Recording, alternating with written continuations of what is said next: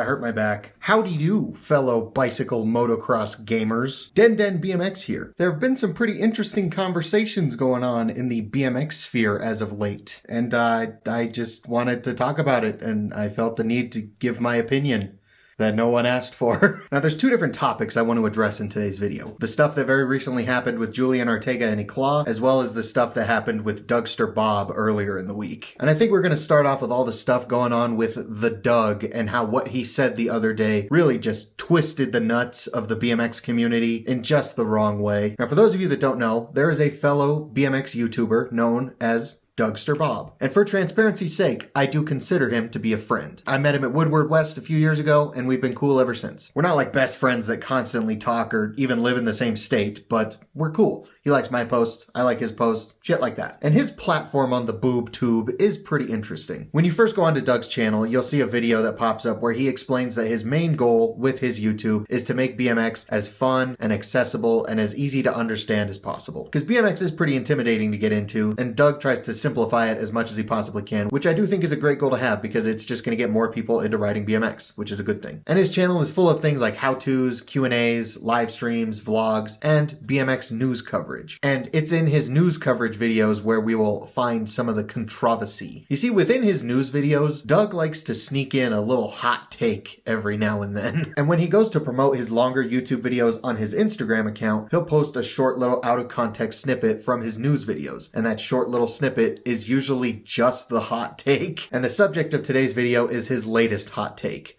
which was this. So the other thing I wanted to talk about here could come off as a little sensitive. It might be sensitive to you. It's a little bit sensitive to me. But is Garrett Reynolds, I got a question. Okay, this is just a broad question. Don't get offended. Is Garrett Reynolds washed up?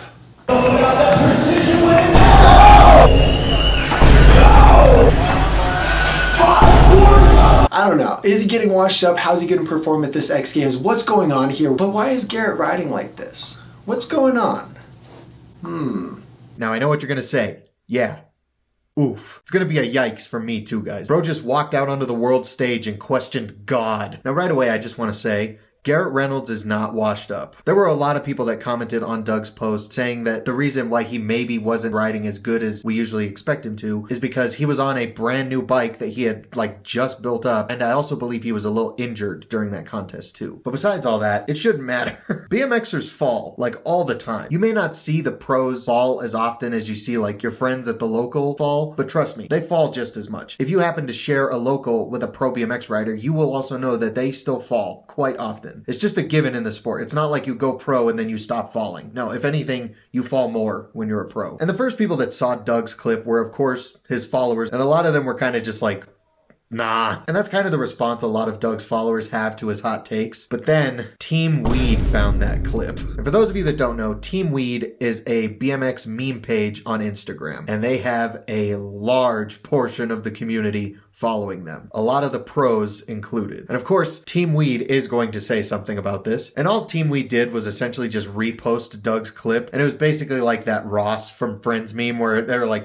get a load of this fucking guy. And the community lost it. Think of your favorite pro rider in your head. Just take a second, think of one. You got one in mind? They probably told Doug to go fuck himself. It was like we were in 1692, and the majority of BMX pros in the BMX community were the townfolk of Salem. And Doug was a girl that was double jointed. Now, from what I know about Doug, I am 97% positive he only said this because he knew it was going to rustle some jimmies. And if that was what he was banking on, it worked. I think it pissed off everybody in the community except for Garrett Reynolds. Now, I know the BMX community isn't exactly full of scholars, but I'm a little amazed that more people didn't realize that this post was clearly just some really bad bait. I don't know what's worse, the bait or everyone that took it. And BMX is notoriously bad at falling for the mob mentality way of thinking, which has given us a less than favorable look on quite a few occasions. And me personally, I don't fully believe Doug deserved to get clowned on as hard as he did, at least not for the reasons that people were clowning on him for. There were some people that were like, this is bait, stop being cringe. But most of the people in the comments took it dead serious and were like,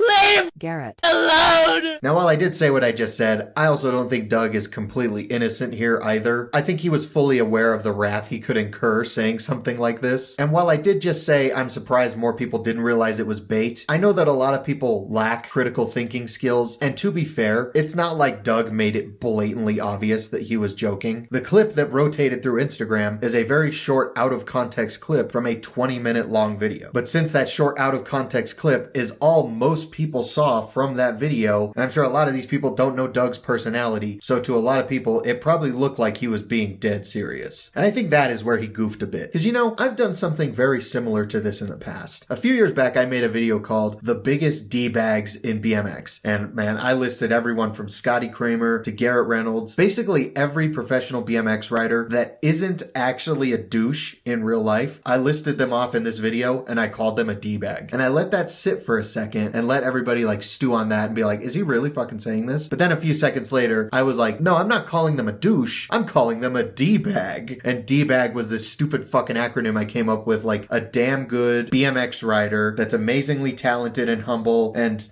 what's the last letter? G? Gets all the bitches. I don't remember what I said, but yeah, I've done some atrocious clickbait in the past, except that I made sure everyone knew that it was a joke. Doug, however, really didn't do that. I think if in that short little Instagram clip, Doug made it clear that he was joking right at the very end, it probably would have been a lot more well received. But I also think Doug purposely didn't make it look like he was joking. And I think Doug's mindset with this marketing strategy that he's using is all publicity is good publicity. Because this isn't the only clickbaity hot take thing he's ever said. And it's so weird because normally he's just trying to be very helpful and fun and trying to educate people on BMX and making it easy to learn. And in his news videos, he simulates just a normal news channel. But then out of nowhere, he'll be like, you know, what's up with women on BMX bikes? You know, why do we allow that? And it looks like he's just being dead serious, especially when it's just the short little snippets of just the hot take out of context. But then when people call him out on it, he's like, oh no, I was clearly joking and you would have known that if you would watch the 20-minute long video. And me personally, I don't think that's the greatest marketing strategy in the world. Like, obviously Doug did get a big spike of engagement from this, but almost all of that engagement was just him getting clowned on for the goofy thing he said. And a lot of those people don't realize he's saying that as a joke. And yeah, it's true that people will continue to watch other people that they don't like, but they're not going to stick around forever. Eventually, they're just going to get tired of you and find something that they actually do like to watch. Like, you will have that spike, but it only lasts so long. Baiting people isn't a way to really create a lifelong audience. And me personally, I don't want to be famous for being disliked, and I definitely wouldn't want to feed into that. And like, I'm really confused as to what Doug's goal is here. Like, does he want to be BMX's Andrew Tate and get his 5 seconds of fame pissing everyone off? Or does he want to be the helpful, friendly teacher and introduction into the BMX world that makes it much more easy to understand? I think the latter may take longer to build up a following than the former, but the fan base you will acquire from doing the latter, I think is going to be a lot more solid and will stick around a lot longer. Anywhooser, those were my little thoughts on what happened with the Doug. I think what Doug's doing is kind of goofy, but I also think the community's reaction to what Doug said was also a little goofy, but I also can't really kind of blame him with the way it was delivered to them. Now, real quick, before we get on to the second topic of this video, I just want to take a second and thank my current amazing channel members, Modern Balisong, Cosmic Steez, Benji, and Yannick Kaminsky. These guys' support really does help the channel. And hey, if you want to see your name up there and really help support the channel in a bigger way and get access to the occasional exclusive members-only video every now and then maybe go ahead and consider joining the channel membership. You know, tiers start as low as $3, you know, and I'm being a huge fucking tool right now, and if becoming a member is too much of a commitment, you can also maybe just hit the super thanks button. That's like a little tip. Like, I'm a little underpaid waiter at Chili's, and you're just like, here you go, you pathetic piece of shit. But if you are enjoying this video and you want a way that can support myself and this channel for absolutely free, just go down there, look at that like button, and just... I'm done being a tool. Now for the second, much more recent bit of BMX drama. This revolves around what happened with Julian Arteaga and the BMX parts brand known as Eclat, or Eclat. I don't know how you say it. I think you say Eclat. Everyone says Eclat.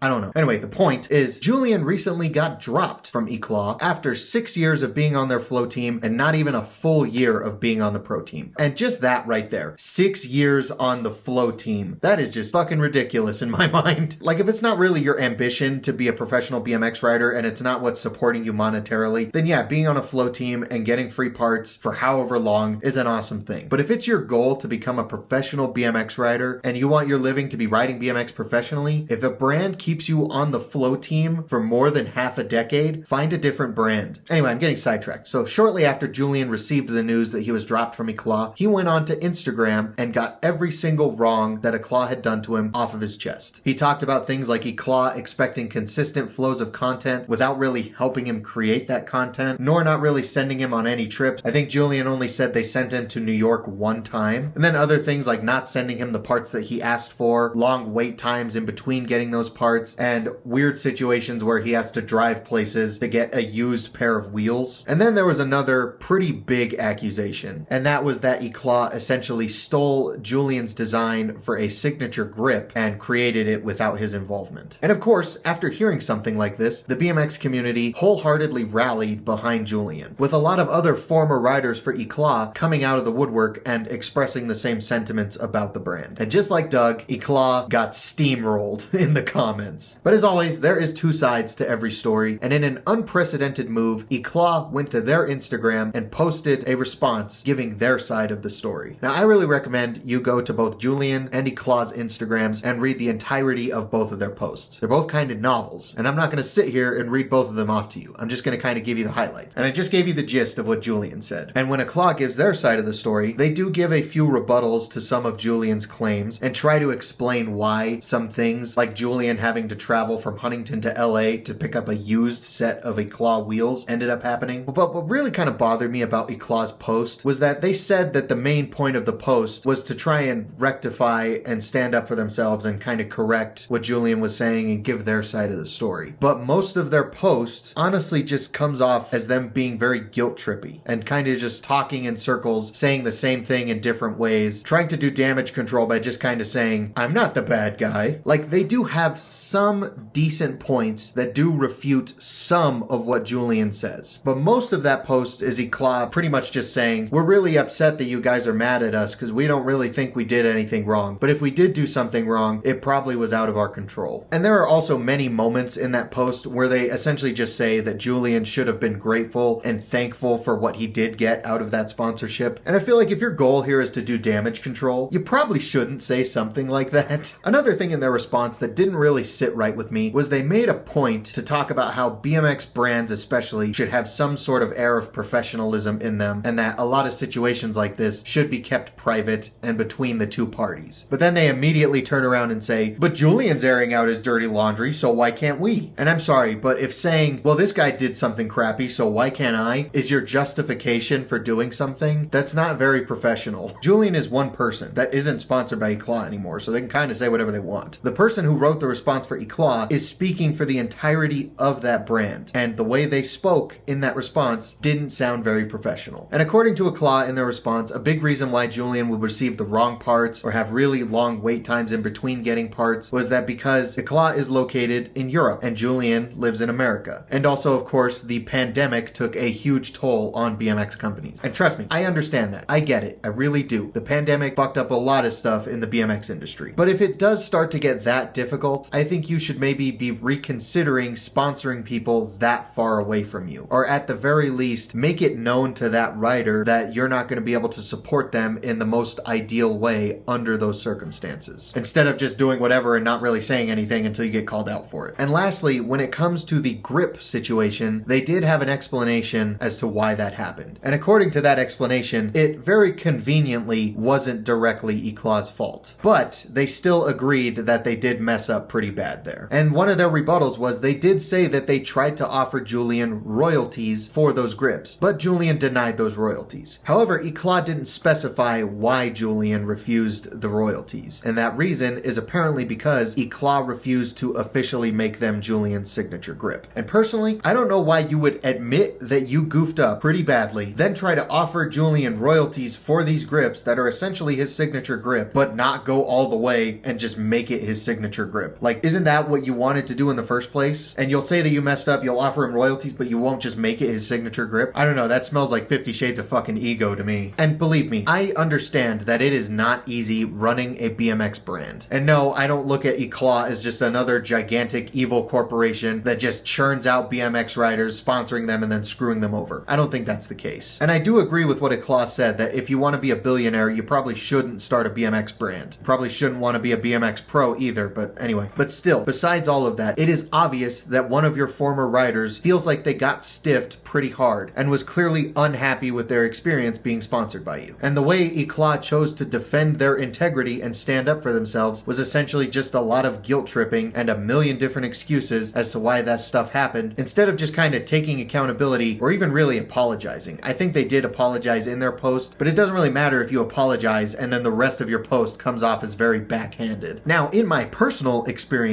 with Eclat's products, they're not my favorite. Now, the Eclat Mirage tires are fantastic tires, but my problem with them is that they falsely advertise them as a fat tire, which they definitely are not. I also tried a pair of their grips once, and they were quite uncomfortable, mainly because they were almost as thin as nutsack skin. So me personally, I'm not looking at this like too much of a loss for Julian, but I still do think Eclat can and should be one of the more prominent BMX parts brands, especially where they're located in Europe. I know that there's a ton of people that swear by the stuff that they make. However, I do think they should work on maybe taking some accountability with their very apparent flaws within their rider brand relations. So those were the two big bits of BMX drama that went down this week, and I just kind of felt like talking about it because I'm a nosy little bitch and I love drama, in healthy amounts of course. So I don't really know how well received this video is going to be, but I am kind of down to keep making videos like this whenever drama starts happening in the BMX world. Hell, I'm down to do it in the ballad song and guitar world too, so let me know in the comments if you guys enjoy videos like this. That's really all this video is just I just wanted to talk about this stuff because I thought it was interesting. Thank you guys so much for watching, especially if you made it this far. Once again, if you enjoyed, let me know. Help me please my dominatrix known as the YouTube algorithm by leaving a like, leave a comment, give me your thoughts and opinions, share the video around, make sure you subscribe, and if you really want to help support the channel, you can join the channel membership or hit that super thanks button. I'm done being a tool. I'm done talking. Thank you guys once again so much for watching. I'll see you guys next time.